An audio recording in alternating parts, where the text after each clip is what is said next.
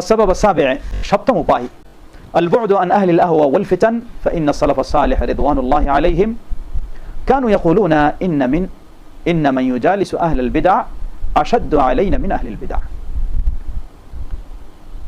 সপ্তম উপায় হচ্ছে প্রবৃত্তি অনুসারী যারা বিদআতি যারা তাদের থেকে আপনাকে বিরত থাকতে হবে।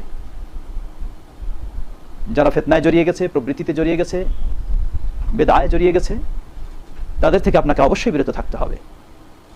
কারণ সালাফগণ এই ক্ষেত্রে তারা যে নীতিতে ছিলেন, তারা বলতেন ইন্নামা ইউজালিসু আহলাল বিদআ আশাদ্দু আলাইনা মিন আহলিল বিদআ। বেদাতীদের সাথে যে উঠা বসা করে সে বেদাতীদের চেয়েও আমাদের জন্য ভয়ঙ্কর।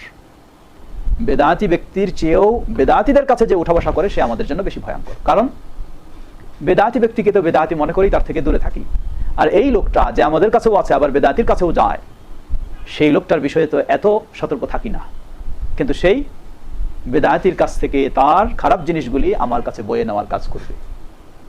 সুপ্রিয় দর্শক শ্রোতা, সুতরাং সঠিক পথ পন্থার উপর অটল থাকতে হলে, সালাফি মানহাজের উপর অটল থাকতে হলে অবশ্যই আহলুল বিদআ থেকে আপনাকে দূরে থাকতে হবে।